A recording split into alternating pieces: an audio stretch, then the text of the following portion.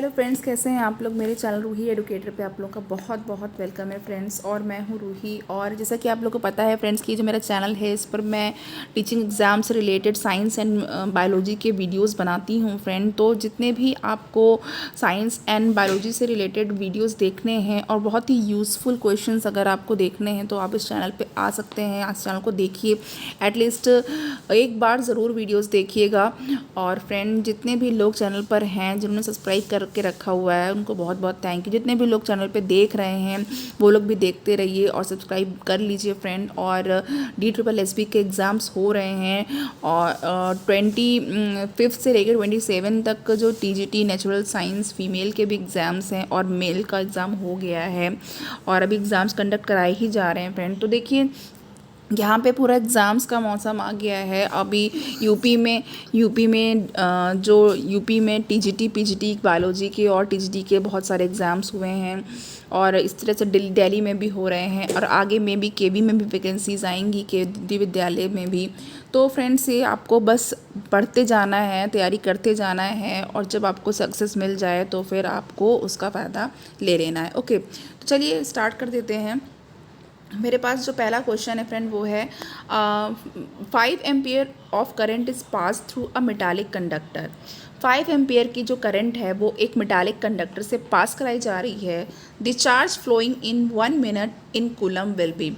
तो जो charge 1 minute में फ़्लो होगा उसको कूलम में बताना है। तो फ्रेंड ये बहुत सिंपल क्वेश्चन है। इसमें करना क्या है, इसमें देखिए जो चार्ज Q होता है वो होता है charge Q is equal to I और इंटू टी। ओके, तो Q इक्वल टू IT। यहाँ से आपको 5 दे रखा हुआ है और 60 आपको सेकंड में कन्वर्ट करके कर लेना है। देन यहाँ पे 300 कूलम आपका आंसर आ जाएगा और हमारे पास जो करेक्ट आंसर होगा वो 4th होगा। नेक्स्ट क्वेश्चन हमारे पास है 62.5 इंटू 10⁻18 इलेक्ट्रॉन्स पर सेकेंड किसी वायर के थ्रू फ्लो हो रहे हैं और इस वायर का जो क्रॉस सेक्शन एरिया है वो 0.1 मीटर स्क्वायर का है। तो जो करंट जो फ्लो हो रही है वो बताना है कि कितनी करंट फ्लो हो रही है। देखिए I is equal to NE upon T। इस फॉर्मूले में आप रखेंगे, तो जब इस फॉर्मूले में रखेंगे तो यहाँ पे N आपके पास दे रखा है 62.5 इंटू 10⁻18 और हमारे पास E भी दे रखा है। E की वैल्यू जो होती है 1.6 इंटू 10⁻19 ये E की वैल्यू होती है, दिया नहीं है। T की वैल्यू हमारे पास 1 है। ओके, तो नाउ यहाँ पे हमारे पास जो आंसर आ जाएगा इसको हम ऐसे यहाँ पे कर भी सकते हैं। देखिए मैं लिख के बता देती हूँ 62.5 into 10⁻18 into 1.6 into 10⁻−19 upon 1 is equal to 10 ampere. 10 ampere यहाँ पे आंसर आ रहा है। आंसर 3 हमारे पास करेक्ट हो गया है। नाउ आंसर 3 हमारे पास करेक्ट हो चुका है फ्रेंड। तो यहाँ पे सॉरी आंसर 3 क्वेश्चन 3 का हमारे पास जो आंसर है वो 2 करेक्ट हो चुका है friend, 10 ampere. Okay, now fourth हम देख लेते हैं। फोर्थ है हमारे पास एक क्लोज सर्किट है जिसमें करंट I और एम्पियर में है ये और एन इंस्टेंट टाइम जो दे रखा हुआ है वो T है जो सेकेंड्स में है। इसको कैसे दिया जा रहा है, I is equal to 4 - 0.08 T। तो the number of electrons flowing in 50 second through the cross section of the conductor is. तो जो नंबर ऑफ इलेक्ट्रॉन फ्लो हो रहे हैं 50 सेकेंड्स में कंडक्टर के क्रॉस सेक्शन में वो कितने होंगे, कैसे निकाले जाएंगे। यहाँ पे हमारे पास जो आंसर हो जाएगा फ्रेंड वो क्या होगा। देखिए यहाँ पे हमारे पास जो आंसर है वो है हमें ये मानना होगा कि जो नंबर ऑफ़ इलेक्ट्रॉन्स हैं वो n है। ओके, नंबर ऑफ़ इलेक्ट्रॉन्स जो होंगे वहाँ पे n होंगे। नाउ यहाँ पे हमारे पास इक्वेशन दे रखी है I is equal to 4 - 0.08 T। ये इक्वेशन दे रखी है। तो आपको करना क्या है फ्रेंड, हमें यहाँ पे करना है, मैं इसको शॉर्ट में बताऊँगी, dq अपॉन dt से हमें यहाँ पे सॉल्व करना होगा is equal to 4 - 0.08 T। Okay, जब आप इसको खोलेंगे, इसको ब्रैकेट्स वगैरह इसको खोलेंगे देन उसके बाद क्या होगा, यहाँ पे एक्सटेंडेड फॉर्म में होगा। नाउ यहाँ पे n की जो वैल्यू आ जाएगी, हम n यहाँ पे निकालेंगे, वो कैसे निकालेंगे, 100 अपॉन e करके निकाल लेंगे। तो 100 तो आपको पता ही है और e की वैल्यू 1.6 इंटू 10⁻19 है, जिससे हमारा जो फाइनल आंसर आ जाएगा वो आ जाएगा 6.25 इंटू 10⁻20। ओके यहाँ पे कर लेना है फ्रेंड। नाउ इसके पहले हमारा जो थर्ड क्वेश्चन था वो लेफ़्ट हो गया था, लेकिन मैंने सोचा कि अगर जब वो छूट ही गया है तो हम फोर्थ करा लेते हैं पहले। नाउ कंडक्टर में हमारे पास दिया हुआ है कि ना conductor 3000 coulomb of charge inter, कि एक कंडक्टर है जिसमें 3000 कूलम का चार्ज वो इंटर कर रहा है और 3000 कूलम ऑफ चार्ज वो एग्जिट कर रहा है, बाहर जा रहा है। और ये जो टाइम है जिसमें ये हो रहा है ये 10 मिनट्स का टाइम है। तो हमें करंट बतानी है। यहाँ पे करंट का formula I is equal to Q upon T से कर लेंगे। नाउ 3000 अपॉन 10 इंटू 10 इंटू 60 हो जाएगा। तो जब आप इसको सॉल्व करेंगे तो 5 एम्पियर यहाँ पे आपके पास आंसर आ जाएगा। चलिए नेक्स्ट हम कर लेते हैं फिफ्थ क्वेश्चन। फिफ्थ क्वेश्चन हमारे पास क्या है, हाइड्रोजन एटम की बात की जा रही है। हाइड्रोजन एटम में जो इलेक्ट्रॉन्स हैं वो 6.6 इंटू 10⁻15 रिवोल्यूशंस पर सेकेंड करते हैं न्यूक्लियस के चारों तरफ। ऑर्बिट जो है उसकी रेडियस है 0.5 इंटू 10⁻10 मीटर। और ये किसके इक्विवेलेंट है, इसके इक्विवेलेंट जो करंट है वो बतानी है हमको। तो यहाँ पे हमें कैसे करना है, इसको करने का मेथड देख लेते हैं। देखिए यहाँ पे I is equal to Q into V. Now 1.6 into 10⁻19 ये Q है। एंड यहाँ पे हमारे पास जो V हो जाएगा वो कितना होगा, मल्टीप्लाई करके हमें लिखना होगा 6.6 इंटू 10⁻15। ओके, जो यहाँ पे दे रखा हुआ है। अब यहाँ पे जो हमारे पास वैल्यू हो जाएगी इसको करने पे, सॉल्व करने पे 10.56 इंटू 10⁻⁻4 एम्पियर आएगी, जिसको हम लोग अबाउट 1 मिली एम्पियर कह सकते हैं। ओके, तो यहाँ पे हमारे पास जो आंसर है वो सेकेंड होगा, यानी कि 1 milliampere is correct answer. Question 6। Now question 6 हमारे पास है 2 points P and Q are maintained at a potential of 10 volt and -4 volt respectively। कह रहे हैं 2 पॉइंट P और Q हैं और इनका जो पोटेंशियल है वो 10 वोल्ट एंड -4 वोल्ट का है। जो वर्क डन है 100 इलेक्ट्रॉन्स को मूव करने में from the P to Q, P से Q पे 100 इलेक्ट्रॉन्स को मूव करने में जो वर्क डन होगा वो बताना है। तो वर्क डन का formula W is equal to V into Q होगा। ओके, तो यहाँ पे हमारे पास जो V है, अब ये कैसे निकालेंगे, 100E उसके बाद -4 -10, यहाँ पे इतना करेंगे हम। तो यहाँ पे जो हमारे पास वैल्यू हो जाएगी वो -1400 इलेक्ट्रॉन वोल्ट आएगी। -1400 इलेक्ट्रॉन वोल्ट को जूल में कन्वर्ट करने के लिए आप क्या करेंगे, इस 1400 को -1 यहाँ पे मैं बैक करके बता देती हूँ आपको। तो देखिए यहाँ पे -1400 है, इसको हमें क्या करना होगा, इसको करना होगा multiply -1.6 into -1.6 into 10⁻⁻19 joule. Okay, तो होगा क्या यहाँ पे 2.24 इंटू 10⁻⁻16 जूल, ये हमारा आंसर हो जाएगा। तो चलिए 2.24 इंटू 10⁻⁻16 जूल ये हमारा आंसर हो गया है। Okay, now seventh question is consider a rectangular slab of length L and area of cross section A। एक रेक्टेंगुलर स्लैब है जिसकी लेंथ L है और जो एरिया है क्रॉस सेक्शन का वो A है। Okay, A current I is passed through it. एक करंट है, करंट I जो है वो इसके थ्रू पास हो रही है। अगर लेंथ को डबल कर दिया जाए तो जो पोटेंशियल ड्रॉप होगा इसके एंड पे वो क्या होगा। तो देखिए यहाँ पे ये कैसे इसका पता लगाएंगे। पहली बात तो जो रेजिस्टेंस होगा वो कितना होगा, R is equal to rho L upon A होता है फॉर्मूला। ओके, तो जो पोटेंशियल होगा इसके क्रॉस वो क्या होगा, वो ओम्स लॉ से V equal to I R होता है। Okay, V equal to I into R होता है। तो यहाँ से देखिए जब लेंथ डबल करेंगे तो रेजिस्टेंस जो होगा वो भी क्या हो जाएगा, वो 2R हो जाएगा। अगर लेंथ डबल होगी तो रेजिस्टेंस जो होगा वो 2R होगा। क्यों, क्योंकि R is equal to rho L upon A है। ओके, नाउ अब यहाँ पे अगर हमें ये एज्यूम करना है कि जो सेम करंट है वो पास हो रही है, तो जो पोटेंशियल होगा वो क्रॉस द न्यू रेजिस्टेंस वो कितना होगा, वो होगा I is equal to I into 2R is equal to 2V। Okay, ये हो जाएगा हमारे पास। तो यहाँ पे हमारे पास जो करेक्ट आंसर हो जाएगा सेवेंथ के लिए वो होगा becomes double the initial value. वो इनिशियल वैल्यू का डबल हो जाएगा पोटेंशियल। ओके, नाउ सेवेंथ के बाद हमारे पास जो क्वेश्चन है वो है एट्थ क्वेश्चन। एट्थ क्वेश्चन को देखते हैं। एट्थ क्वेश्चन में क्या है, दो इंसुलेटेड चार्ज्ड कॉपर स्फेयर हैं ए और बी। ओके, इनका जो साइज़ है वो आइडेंटिकल है और इन पर जो चार्जेस हैं वो क्यू ए और क्यू बी है, यानी ए पे क्यू ए है और बी पे क्यू बी है। जो थर्ड स्फेयर है सी, सेम साइज़ का है लेकिन उस पर कोई भी चार्ज नहीं है, वो अनचार्ज्ड है। उसको इनके कांटेक्ट में लाया जाता है। किसके कांटेक्ट में? फर्स्ट के कांटेक्ट में। एंड देन फिर in contact with the second, फिर दूसरे के कांटेक्ट में लाया जाता है। तो और फिर फाइनली रिमूव कर दिया जाता है। ओके, दोनों से फिर क्या होता है, तो new charge on A and B respectively, ये बताना है आपको।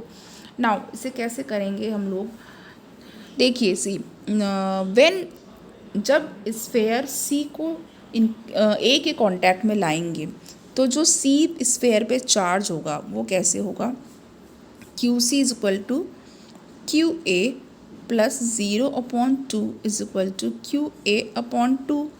ओके, ये हो जाएगा। और जो न्यू चार्ज होगा ए पर वो क्या होगा, क्यू डैश मान लेते हैं। क्यू डैश ए पर चार्ज है तो क्यू डैश ए लिख लिया। नाउ क्यू ए अपॉन 2 इतना हो जाएगा। अब ये आपको यहाँ पे क्या करना है, जब स्फेयर सी को बी के कांटेक्ट में लाया जाता है तो सी पे क्या चार्ज होगा। देखिए, जब स्फेयर सी को जब बी के कांटेक्ट में लाया जाएगा, नाउ यहाँ पे क्यू डैश सी जो हमारे पास हो जाएगा वो क्या हो जाएगा friend, okay, Q C plus Q B upon 2 is equal to Q A upon 2 plus Q B, okay, upon 2। तो फ्रेंड देखिए अब यहाँ पे क्या होगा, now Q A plus 2 B upon 4 इतना हो गया। तो अब जो न्यू चार्ज होगा बी पर वो कितना होगा, क्यू ए प्लस 2 अपॉन 4 इतना हो जाएगा। फ्रेंड्स, जो मैं बोल रही हूँ वही लिख रही हूँ। अगर आपको लिखने में कुछ प्रॉब्लम हो रही है तो आप लोग जो मैं बोल रही हूँ उसको अपनी नोटबुक पे सीधे लिखते जाइएगा। ओके, अगर यहाँ पे कुछ भी आपको दिक्कत लग रही है, क्योंकि मैं स्पेस की वजह से मुझे थोड़ा सा बैक करके दोबारा भी लिखना पड़ता है। ओके, चलिए, तो यहाँ पे हमारे पास जो करेक्ट आंसर है एट्थ का वो क्या हो जाएगा, एट्थ का करेक्ट आंसर हो जाएगा Q A upon 2 Q A plus 2 B upon 4, ये हमारे पास करेक्ट हो जाएगा।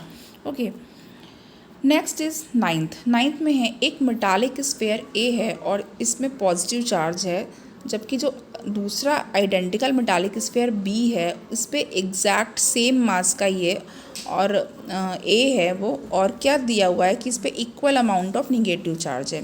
तो फिर जितना ए पे चार्ज है पॉजिटिव उसका इक्वल अमाउंट निगेटिव चार्ज है दूसरे पे। अब यहाँ पे होगा क्या, नाउ देन नाइन्थ के लिए हमारे पास क्या हो सकता है, जो मास होगा बी का वो इंक्रीज़ करेगा। ओके, जो बी का मास है वो इंक्रीज़ करता है। नाउ अब यहाँ पे हमारे पास next question is tenth is when 10 power 14 electron are removed from a neutral metal sphere, जब 10 पावर 14 इलेक्ट्रॉन रिमूव कर दिए जाते हैं किसी न्यूट्रल मेटल स्फेयर से, देन जो चार्ज होता है स्फेयर पे वो कितना हो जाता है। देखिए अब यहाँ पे जो चार्ज होगा स्फेयर पे, तो चार्ज के लिए सबसे पहले तो आप Q is equal to N E लिख सकते हैं। नाउ एन हमारे पास नंबर ऑफ इलेक्ट्रॉन है, तो जो 10 की पावर 14 है, और ई की वैल्यू आपको याद रखनी है 1.6 इंटू 10 टू द पावर -19, ई की वैल्यू है 1.6 इंटू 10 पावर -19। नाउ यहाँ से हमारे पास जब इसको सॉल्व करेंगे आप तो क्या होगा, 16 microcoulomb. Now answer is 16 microcoulomb, first answer is correct. 11th, when a potential difference is applied across the end of a linear metallic conductor, जब किसी लीनियर मेटालिक कंडक्टर के एंड के क्रॉस जो पोटेंशियल डिफरेंस जो होता है वो क्या होता है, अप्लाई किया जाता है तो क्या होता है। नाउ 11 हमारे पास है और इसके पास आपके पास 4 ऑप्शंस दे रखे हैं 11 के। तो देखिए, तो जो करेक्ट हमारे पास है वो क्या है, करेक्ट आंसर देखते हैं। ओके, यहाँ पे देखिए जो फ्री इलेक्ट्रॉन्स एक्वायर होते हैं, okay, the free electrons acquire constant drift velocity. यहाँ पर देखिए ड्रिफ्ट वेलोसिटी का कंसेप्ट आ गया है। ओके, तो इसको पहले एक बार अच्छे से देख लेते हैं। The free electrons acquire a constant drift velocity from the lower potential end to the higher potential end of the conductor. तो देखिए हमारे पास कंडक्टर है, उस पर क्या है, उसके क्रॉस पोटेंशियल डिफरेंस है, एक इंड जो है वो लोअर है और एक इंड हायर है। तो जो फ्री इलेक्ट्रॉन्स होते हैं वो एक कांस्टेंट ड्रिफ्ट वेलोसिटी को एक्वायर कर लेते हैं वो लोअर पोटेंशियल एंड से हायर पोटेंशियल एंड की तरफ। ओके, ये कहा जा रहा है। तो आंसर हमारे पास 3 करेक्ट है इस केस में। 12th, a soap bubble is given a negative charge then its radius. एक सोप बबल है, इसको निगेटिव चार्ज दिया जा रहा है, तो जो इसकी रेडियस होगी वो क्या होगी, तब इसकी रेडियस जो होगी वो इंक्रीज़ करेगी। Okay, radius increases, negative charge पे इसकी रेडियस इंक्रीज़ करेगी। नाउ 13 है amount of charge that flows through a conductor. Amount of charge जो कि कंडक्टर के थ्रू फ्लो कर रहा है when a current of 5 ampere flows, जब 5 एम्पियर की करंट फ्लो करती है तो कितने मिनट में, 2 मिनट में। तो हमें क्या बताना है, अमाउंट ऑफ चार्ज बताना है। नाउ 13 के लिए हमारे पास क्या है, 13 के लिए हमारे पास है यहाँ पे Q is equal to I T कर लेते हैं। ओके, नाउ आई हमारे पास क्या है, 5 है एंड हमारे पास टी 2 मिनट है, जिसको हम लोग सेकेंड में कन्वर्ट करके 60 इंटू 60 यानी कि 120 भी कर सकते हैं। 60 प्लस 60 इंटू 2 सॉरी 60 इंटू 2 करके 120 भी कर सकते हैं। ओके, तो यहाँ पे हमारे पास क्या आ गया, 600 कूलम आ गया। नाउ 600 कूलम है तो 4th हमारे पास बिल्कुल करेक्ट हो जाएगा। 14th में हमारे पास है match the first part of the sentence. तो हमें कॉलम 1 में जो सेंटेंस दिया हुआ उसको सेकंड पार्ट में जो कॉलम 2 में दिया हुआ उससे मिलाना है, मैच करनी है। और एक sentence is complete, meaningful and electrostatically true. तो चलिए देख लेते हैं यहाँ पे क्या क्या चीज़ें हैं। और क्वेश्चन नंबर है 14th एंड ऑप्शन कौन सा करेक्ट है 14 का। तो चलिए तैयार हो जाइए। देखिए हमारे पास जो लाइक चार्जेस होते हैं, ए है हमारे पास लाइक चार्जेस, इसके लिए क्या होगा, लाइक चार्जेस वो एक दूसरे से रिपल करते हैं। क्या मतलब, वो प्लस प्लस वो रिपल करेगा, प्लस माइनस जो होगा वो अट्रैक्ट करेगा, माइनस माइनस पे रिपल करेगा। तो लाइक चार्जेस मतलब एक जैसे चार्जेस वो रिपल करेंगे। नाउ अनलाइक चार्जेस एक दूसरे को अट्रैक्ट करेंगे। तो बी के लिए हमारे पास 3 करेक्ट हो गया। नाउ सी हमारे पास है चार्ज कैन बी। तो चार्ज कैन बी क्या हो सकता है, 2 तरह के हो सकते हैं। अब लास्ट हमारे पास है डी चार्जेस आर, ये न्यूट्रलाइज हो जाते हैं अगर ये इक्वल और ऑपोजिट होते हैं। तो यहाँ पे हमारे पास 4th आंसर बिल्कुल करेक्ट हो चुका है। नेक्स्ट है हमारे पास 15 में है किसी इलेक्ट्रिकल सर्किट में क्या कहा जा रहा है, 3 इनकैंडेसेंट बल्ब लगे हुए हैं ए बी एंड सी, और जिस पे रेटिंग है या लिखा हुआ है, ए पे लिखा है 40 वॉट, बी पे 60 वॉट एंड सी पे 100 वॉट लिखा हुआ है। और ये पैरेलल कनेक्टेड हैं, एक से जो इलेक्ट्रिक सोर्स है उसके पैरेलल कनेक्टेड हैं। तो जो इनकी ऑर्डर का ब्राइटनेस होगा, जो ऑर्डर ऑफ ब्राइटनेस होगा वो क्या होगा। ओके, तो देखिए ऑर्डर ऑफ ब्राइटनेस क्या होगा, यहाँ पे जो बल्ब हैं उनमें जो है वो रेटिंग दी हुई है। ओके, तो ये सेम वोल्टेज सप्लाई आ रही है 220 वोल्ट। इंडिया में वोल्टेज सप्लाई जो होती है वो सेम होगी 220 वोल्ट। हम ये कंसीडर करेंगे जब भी क्वेश्चन करेंगे। ओके, तो जब पैरेलल कॉम्बिनेशन होता है तो वोल्टेज सेम रहती है। तो वोल्टेज सेम रहने पर जब पावर ग्रेटर होगी यानी वॉट ग्रेटर होंगे तो ब्राइटनेस भी ग्रेटर होगी। आपको पता है 100 वॉट का बल्ब ज़्यादा चमकता है और 20 वॉट का, 30 वॉट का, 10 वॉट का सब कम चमकते हैं। ओके, ज़्यादा कम ब्राइट लगते हैं। तो यहाँ पे ब्राइटनेस ग्रेटर होगी जब वॉट बढ़ेंगे। देयरफॉर जो ब्राइटनेस होगी तीनों बल्ब के लिए वो 100 की सबसे ज़्यादा होगी। ओके, यहाँ पे हमारे पास जो ऑप्शन है वो क्या है, यहाँ पे करेक्ट ऑप्शन हमारे पास सीधे सीधे आपको पता ही चल गया है। देखिए 1 वाला हमारे पास करेक्ट हो गया है, सी सबसे ज़्यादा होगा, C is greater than B is greater than A. Option 1 is correct. Next question is 16 हमारे पास क्वेश्चन है Ohm's law. Ohm's law is true. Ohm's law जो है वो किसके लिए ट्रू है, तो ओम्स लॉ ये जितने भी मेटालिक कंडक्टर हैं लो टेम्परेचर पे उन सब के लिए फॉलो होता है। ओके, तो 1 ऑप्शन हमारे पास करेक्ट हो चुका है। नाउ अब यहाँ पे कह रहे हैं एलॉयस कॉन्स्टेंटन और मैग्नेनिन ये स्टैंडर्ड रेजिस्टेंस को बनाने के लिए यूज़ किए जाते हैं, क्योंकि क्या होता है इनमें, किस लिए यूज़ किए जाते हैं, इसलिए यूज़ किए जाते हैं क्योंकि इनकी रेजिस्टिविटी हाई होती है एंड ये लो टेम्परेचर पे जो कोफिशिएंट होता है रेजिस्टेंस का, वो low temperature coefficient of resistance की वजह से ही यूज़ किए जाते हैं। तो यहाँ पे हमारे पास 4th ऑप्शन जो है वो बिल्कुल करेक्ट है।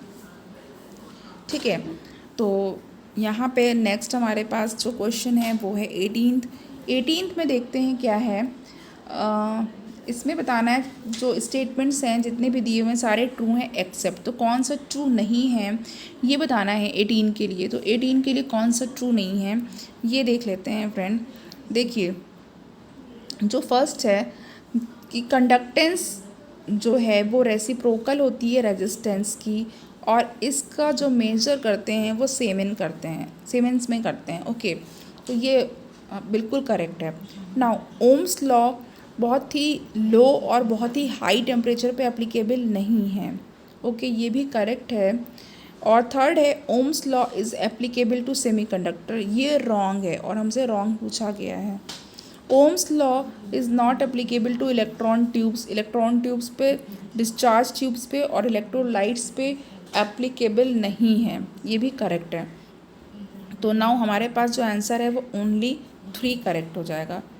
19th में है the resistance of wire is 10 ओम। एक वायर है जिसका रेजिस्टेंस 10 ओम है और इसकी लेंथ को 10% बढ़ाया जाता है, स्ट्रेच किया जाता है, तो न्यू रेजिस्टेंस कितना होगा।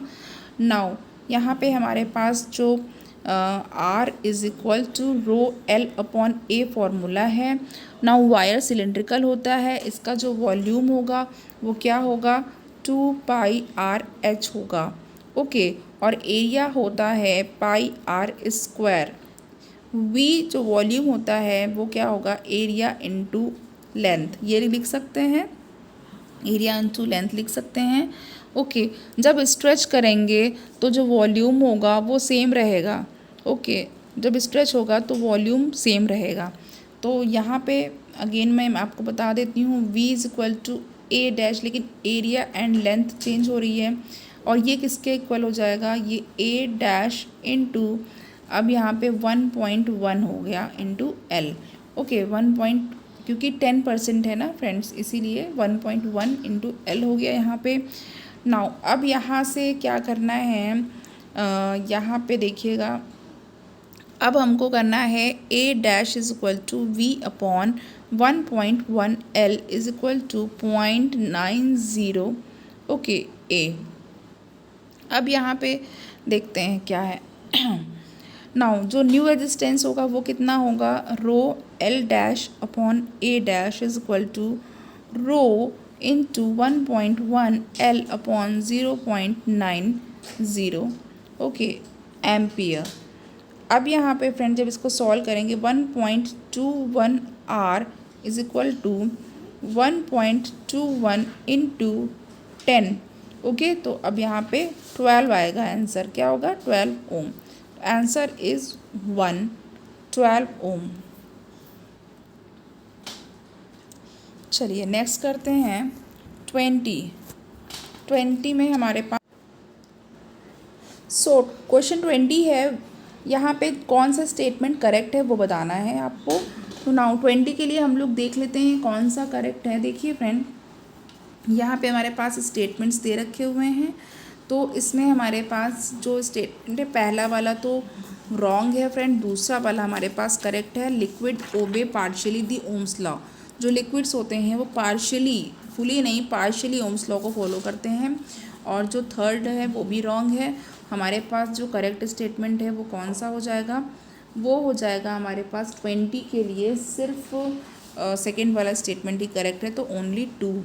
ओके, सेकेंड जो है ऑप्शन करेक्ट है। Now the resistivity of a wire, जो वायर की रेजिस्टिविटी है वो बतानी है। तो जो वायर की रेजिस्टिविटी होती है उसके बारे में यहाँ पर कोई भी स्टेटमेंट करेक्ट नहीं है। ओके, तो नन ऑफ द एबव है इसका आंसर।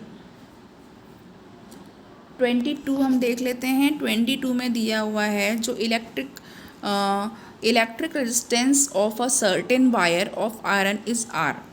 ओके, ये इलेक्ट्रिक रेजिस्टेंस किसी वायर का जो कि आयरन का है वो आर है। इसकी लेंथ और रेडियस दोनों ही डबल कर रहे हैं। तो लेंथ एंड रेडियस दोनों ही डबल करने पे क्या होगा, तो देखिए, अच्छा, जो रेजिस्टिविटी के बारे में फ्रेंड मैं बता दूं कि जो रेजिस्टिविटी होती है वो मटेरियल की प्रॉपर्टी होती है। ओके, ये साइज़ या शेप पे डिपेंड नहीं करती है। तो ये ध्यान रखना है आपको रेजिस्टिविटी के बारे में। जो इसके पहले क्वेश्चन था तो इसमें नन ऑफ द एबव था, तो रेजिस्टिविटी जो होती है वो मटेरियल की प्रॉपर्टी होती है। ओके, नाउ अब इसके बारे में बात करते हैं। यहाँ पे क्या होगा, 22 के लिए हमारे पास जो करेक्ट आंसर होगा, जो रेजिस्टेंस होगा वो हाफ हो जाएगा और जो स्पेसिफिक रेजिस्टेंस होगा वो सेम रहेगा, यानी अनचेंज्ड हो जाएगा, अनचेंज्ड रहेगा।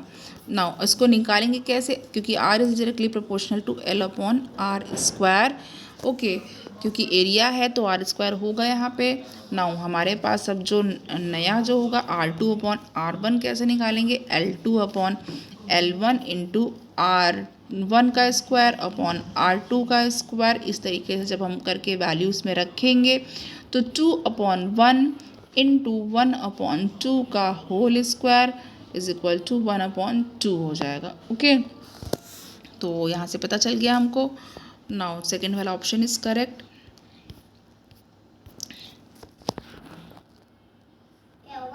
नेक्स्ट हमारे पास है किसी मेटालिक वायर के लिए जो रेशियो V/I है, यहाँ पे V अप्लाइड पोटेंशियल डिफरेंस है एंड I करंट फ्लोइंग है। तो यहाँ पे हमारे पास जो करेक्ट है, increases as the temperature rises, ये टेम्परेचर के बढ़ने के साथ बढ़ता है। ओके, नाउ 24th है, एक वायर है जिसकी लेंथ 5 मीटर है और रेडियस 1 मिलीमीटर है। इसका रेजिस्टेंस 1 ओम है और इसकी जो लेंथ है वायर की वो सेम मटेरियल की है, सेम टेम्परेचर पे है और रेडियस 2 mm है। तो इसका जो resistance will also have a resistance of 1 ओम। तो बताना है हमको उसके बारे में। ओके, तो now what is the length पूछा हुआ है, what is the length of that wire. Now यहाँ पे हमें इसको करना कैसे, 24 के लिए हम देख लेते हैं। 24 का अगेन हमारे पास आर जो होगा directly proportional to L upon R square होगा। तो देखते हैं, R1/R2 is equal to L1/L2 into R2 का स्क्वायर अपॉन R1 का स्क्वायर।